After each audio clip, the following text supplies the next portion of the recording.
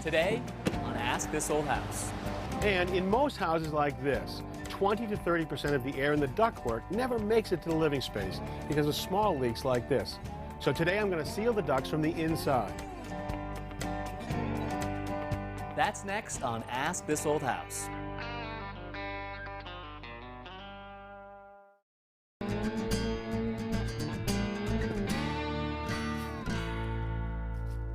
Well, Mark, your house is just beautiful.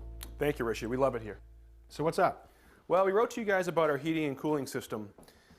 It's a forced air system. All right, I can see a supply register right here, and that's going to blow warm air in the winter right against the glass right there. That's good.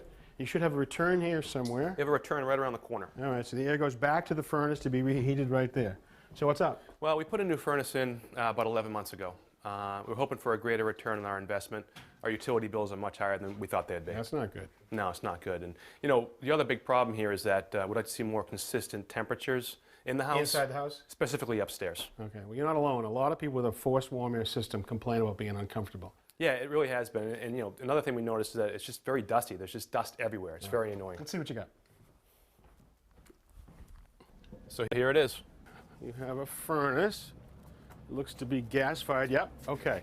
So inside this box, you've got a blower down here that pushes the air up across a heat exchanger. That'll heat the air in the winter. Above it, you've got an air conditioning coil right here, and that'll cool the air in the summer. Now that fan pushes the air up into this trunk. Now this trunk right here, I can tell you, is the supply trunk because it's insulated. Okay. And you can see right here, there's branches that go upstairs right there.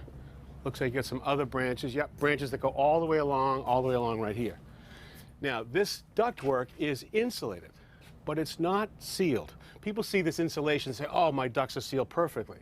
Well, I've seen it so bad that when you turn on the furnace, all of a sudden the insulation blows up like that, which means the air's coming right out. Right. And it's a big deal in this country. You can lose as much as 20 to 30% of duct losses where it doesn't actually get up to the place you want to be. Wow. You're losing it to the attic, you're losing it to outside, you're losing it to the basement. Okay, so this is the supply trunk right here, insulated. But over here you can actually see really the issue with ductwork. Here's the return coming from upstairs, here's the return right here. And when these come together, you can see that the installer has sealed this with a mastic, sort of a rubberized cement to seal up the joints. The mastic is applied with a brush at any place that air could ever leak out. It's messy, but it's really effective. You also could use a foil tape to seal any of the joints that are easily accessible. Look at the challenge. You've got a metal trunk, and the only thing holding it together is this metal cleat, and that's not airtight. So your system is not unusual. You've got all this ductwork exposed down here, and what we could try to do would be to seal the ductwork from the outside. Well, it's pretty straightforward on the return side right here, right? We can get at it. Right.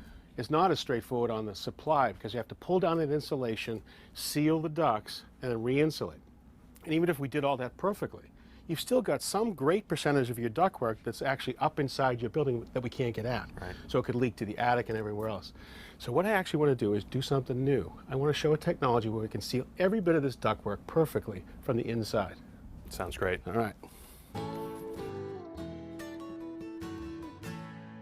Mark, say hello to Steve Taylor. He's going to help us seal the ducts today. Hey, Steve. Hi, Mark. So how'd you get started?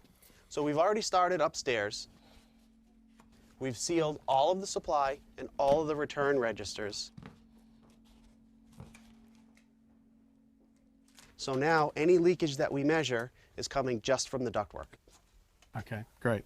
And then you tested the ducts? We did. We ran a pre-test. Okay. So we used the fan in this box Okay. to blow air into the duct system and see how much air is going to leak out through the So that pressurized the ducts, and you got it tied into the computer here. Correct. All right, so how did we do? We lost 307 CFM, cubic feet per minute, and that's equivalent to a hole in your ductwork of about 58 square inches. That's a big hole. Wow. So let's do the math. 307 CFM, this is a 4-ton system. That's like just under 20%, right? Correct. Okay. So 20% is not coming back to be reheated. You're heating your neighbor's house. It's unbelievable. All right, so how do you seal the ducts? Well, first we're going to start with the sealant. So that's a liquid. Is that what this is here? It is. Okay, sort of milky, sort of rubbery. Okay. So great. How do you get it into the ductwork? It's a liquid. So in order to seal the ducts, we need to do it as an aerosol. So we're going to use this sealant. We use the same fan that we used for the Yep. pre-test. Yep. We have a nozzle that injects the liquid into the duct. The small particles that are now in aerosol travels through this flexible duct here to a Y branch. Gotcha. Then it can go to the return and the supply, and we seal both at the same time.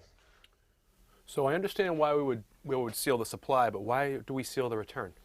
Well, think about it. You know, you got heated air coming out here. We want to keep that in the ductwork. Well, on the return side, it's under a negative pressure, so it's pulling air in. Remember you complained about dust? Yeah. Well, if these leak and there was any dust down here, it would be sucked into the ductwork and then distributed all into your house. Okay. So all this happens from inside the ducts? It does. We're not going to actually line all the ductwork. We're actually going to only seal where the breaches are, the breaks in the ductwork. So we might see a little bit leaking out from right here. In order to prove to you how it works, though, we're actually going to cut in a hole right here with a screen to really see it at work. Great.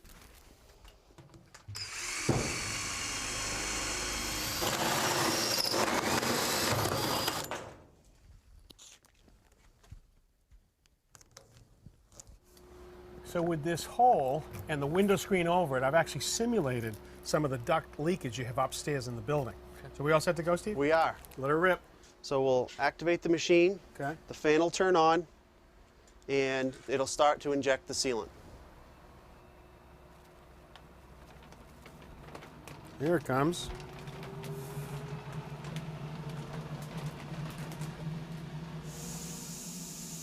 Right now, the airborne sealant is flowing through the pressurized ductwork, and it's squeezing out just where they have an opening in the ductwork. As it flows through those little cracks, it catches on the crack and actually coagulates to seal any duct leakage. All right, so we've been running for about 10 minutes, and we've gone from 300 CFM of leakage down to 100 already, and we're not done yet. Pretty cool. Now, any of the sealant that happens to leak into the living space can be captured from this scrubber fan onto the filters. All right, well, we are done, and now I can actually show you just how effective this was. So instead of the hole, look at this. The window screen where the hole was is completely sealed, and that's really the same as all the leaks in your ductwork. That's cool. All right. So, Steve, what's our final numbers? How did we do? Well, if you remember, we started off at 307 CFM, Yep. which is equivalent to about a 58 square inch hole in the ductwork. Yep. So now we're down to 19 CFM, Under 20. Great. and that's only a 4-inch square hole. Well, this is what gets my attention right here, Mark. A 94% reduction in duct leakage. Does that work for you? Yeah, that's great. I think your whole system's going to work better, too. It's going to be more comfortable, more energy efficient, and it's going to be cleaner in the ductwork. Great.